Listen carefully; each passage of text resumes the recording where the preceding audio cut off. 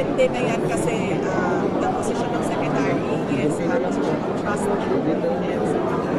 Saka pangalawa, walang nakalagay na requirements para sa isang education secretary.